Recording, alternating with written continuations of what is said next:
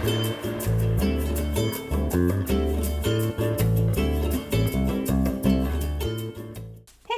Hello. So here we are. Yes, we are. Number 11. Faial. And we're coming to a close in our tour that we did, or I should say filming of the Central Islands. And our just a little bit of takes of what we picked up when we were there to share with you. And so the last one is? Faial. Faial. I've been telling you for 30 some years it's the most beautiful island. He has. Without even being there. And he would do that to tease me. Let's start this from the start here. You would tease me about, you would hear Faial is the most beautiful island in all of the islands, blah, blah, blah. And of course, he'd get me all riled up because he had never been there, number one. I had never been there. But I would say, I'm not going to say it's the most beautiful island because my beautiful island is the island of San Miguel. That's where I'm from, da-da-da-da. And I would go through this whole thing. But I have to tell you, all our islands, they're all beautiful. They're all unique. They're all beautiful. Oh my God, they're so beautiful. They're so beautiful. And Faial, again, was... Stunning. Stunning. It really was stunning. And so much so that at the end of our filming there, all of the camera crew, as well as my dear husband, they were all looking at Idealista for houses for sale in the island of Faial, because everybody fell in love with that island. It was all beautiful, and once again, it was coming in. It was, we had to go to Peter's Café. That was the big thing. We stayed right in Horta, and right by the water. And it was just gorgeous. Everything in there was gorgeous. It's hard to describe why it was so beautiful. Okay. But we took the ferry from Pico to Faial. It's like 45 minutes. It was a quick trip. Yeah, not long at all. And you come into Horta, which was scenic, beautiful. Yeah. Biggest town. Right. Small population on Faial. Yes. So easy to get around. I mean, from the port to the hotel was about a 5-minute drive. Yeah, it wasn't long at all. And that's probably where, I don't know, a third, half of the island's residents is all there. Live. Yeah.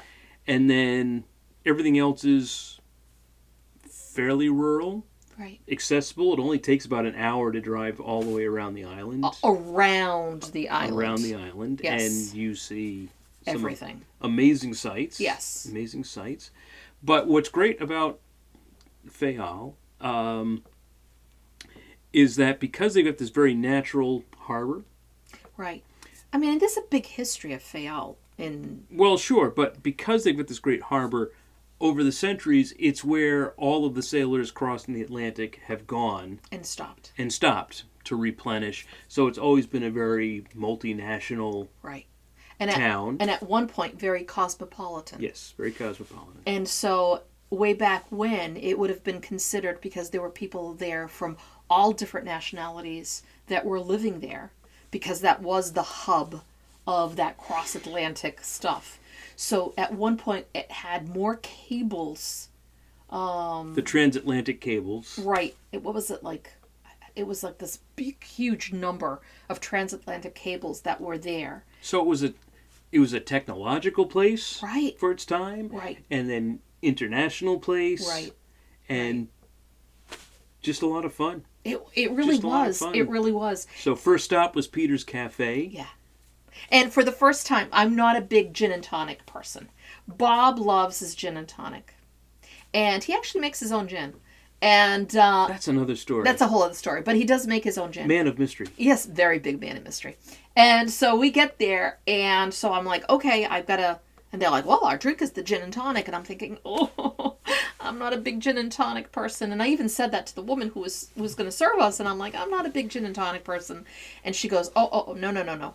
You've got to have the Peter's Café. Peter's Café's gin and tonic. And which is also made with passion fruit juice in it. And I thought, oh, okay, well, let me see. if worst came to worst, I would take a sip and then I would give it to him because, again, I'm not a big gin and tonic person. Then he was okay with that. So I take a sip and it was like, oh my God, this is delicious. And it was just that addition of the passion fruit in it was out of this world. So for those that, are not a big gin and tonic drinkers, and go, it's all right. Let me tell you, you would love this. Yeah. I'm not a cocktail guy. This was definitely a gin and tonic. Yes. That was brought up to the next level with that splash of passion fruit. Oh yeah, it was. It was great. But I know we're getting stuck on this. We're so hung up on the gin and tonic. We really loved it. I put my wine down, A, because we haven't gotten a wine sponsor yet, but also because maybe I should have a gin and tonic. I think maybe we should have a gin and tonic one, and because it was really good, and I think it surprised me because of all these years of me not liking it, to the point where I went, oh my God, I could drink this. I could drink this without a problem. But it was neat to be there. That place has been around for over 100 years. When you sail into port, that's where you go. That's where you go. So it has a lot of history. It has the people that worked there were so friendly. Oh my God, they were just incredible. It was just it was beautiful. It was beautiful. The places that we saw, the people that we met. Capelinhos, the other side of the island. Such and then historic place. That was emotional for me.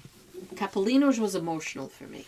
So that's the site where the volcano blew like 60 years ago, which kicked into motion the changes in U.S. immigration to let first more Azoreans come into the U.S. But we changed our American immigration policy so that it was not set up the way it was by like quotas. It was they got rid of the quotas. Yeah, so it was much more what we would expect it to be, I suppose, as Americans. But I don't know what that means anymore. Right. But it allowed so many of members of your family to come here. Exactly. So when I had again another thing, and I always say this, like we see pictures, we read about it. Again, you think you're going to be able to understand and go and, not, like, oh, I know this, nothing, no big deal. Oh, it's a big deal. It's a big deal. And as devastating as that volcano was, nobody died from it. Nobody. They evacuated everybody. Granted, there was a year, it was 13 months that it constantly rained ash down. Rained ash. So you had people who had houses who were completely covered in ash. So houses were lost, things were lost. But people were not lost. And that in itself is a miracle. It really is. But speaking of seeming like you're on another planet, which we felt when we were in Pico in the vineyards, but Capelinhos felt... Oh, you were on the moon. It was the moon. It was the moon because it's all sand. Pico was Mars, Capelinhos was the moon. And the museum that they have is incredible. That museum, which is underground... Underground, so it's like going into a James Bond villain's lair. It really was. It really was. When we came in, because it was like a bunker. It's a bunker underground. And with the museum there. And you go into it, and then all of a sudden, it really did. I kept going, oh my God, I feel like I'm in James Bond movie. Because of the way that it's, another thing, you need to go. You need to go and see it. I felt emotional going through it. And there were moments I was like, you got to stop filming because I was crying. Because it was like, oh my God, okay. The suffering that happened with the people that were there. Because it was 13 months of that ash falling on everyone. And, but from that, we were able to come here to the United States. And it was from that devastating, eruption that opened the doors to immigration. Yeah. And I know that I'm here in the United States, not that my family was from Faial, but because of Faial, it opened it up to all the other islands. So it is something that you've got to go, oh my goodness, I'm getting emotional now just thinking about it. But it was really beautiful. It was really beautiful. It was beautiful in the sense that you've got to pay respect. You've got to pay respect to it, because it was quite a hard thing for everyone on that island to go through with what they did. Mm-hmm. And but what it also did was open those doors to, if you're from the Azores and you're here now, one way or another, you came here because of Capelinhos. And it's you got to go there and pay its respects. You really do. I stand on that one. No, that was great. And I mean, so that was beautiful. Yeah. We were up at Fazenda with Manny and Margot. Yes. And besides just being gorgeous, like Sound of Music, Swiss Alps, yeah, up high, on the mountain, overlooking the ocean. You the can mountains. see Pico. That was just amazing. Yeah. And I forgot where we stopped on, I guess, the north side of the island. There was the swimming area. There was the park. Yeah, it was beautiful. Everything was just beautiful. Yeah, it was just beautiful. The people were, again, just the nicest. I keep saying that to all of them. Like, we're surprised. But we're not really surprised, because that is the Azorean hospitality. Yeah, and I think because Faial has this wonderful port. Yeah. And they've got sailing boats coming in. Yes, constantly. Cross Atlantic. Yeah. Etc. They're used to dealing with foreigners. Oh yeah, definitely. The downtown area of Horta was, again, very accessible by walking all over the place. The restaurants we ate at were incredible food. A lot of new stuff that they're trying to create. We went to a farmer's market that we got to experience the food of the Triangle Islands. So a little bit of everything was there, which was incredible. There were things like the sweetbread. The masa. Sweetbread is made differently in the Azores as it is in San Miguel, as it is from Faial, as it is from Pico. Everyone makes it, but it's all different textures. Some more sweeter than others. Others have fennel in it. It was like, oh my goodness, this is like very different. It felt very young there. It did. It actually did. And then there was one bread, and it was almost like a cracker, very, very thin, that had fennel seeds in it. That I had it, and I'm like, I need to know how to make this. And I tried experimenting with it. Well, what I thought it was, and it didn't even come close. So I'll have to keep testing that. But, again, we can't wait to go back. Oh, it was so good. We can't wait to go back with everything, and everyone that we met as well. I think with all the islands we went to, all 4 islands that we went to, there isn't one that we haven't said, I can't wait to go back. No. That hands down.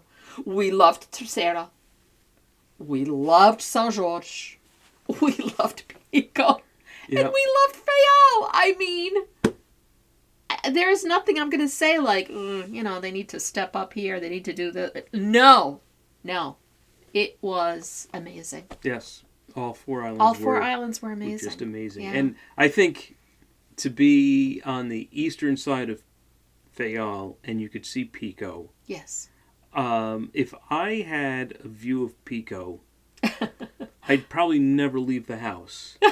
Just to watch the clouds at the top come and go, creating its own, I guess, weather patterns that would either be just over Faial or spread out over towards Pico. It's just...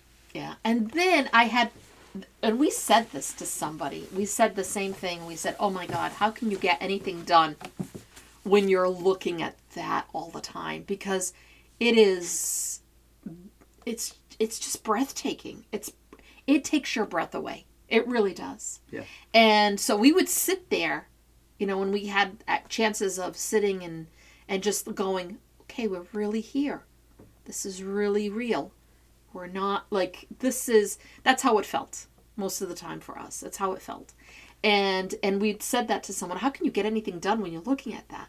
And they said to us, one of the ladies said that to me, and they said, no, you're very lucky that you're seeing Pico the way it is. Because for most of the time when you're here, she's like, there's rain, there's clouds. Most of the days, there's clouds that cover Pico.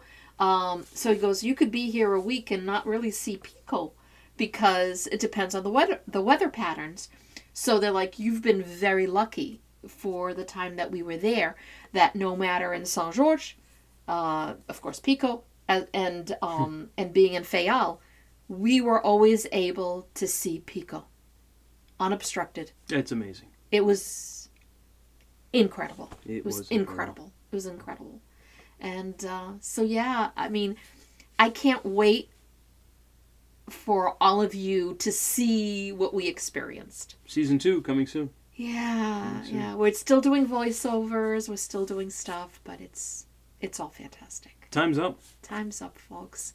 And on to our next one. I don't know what we'll be talking about next, but we'll see. We'll see. All right. All right, guys.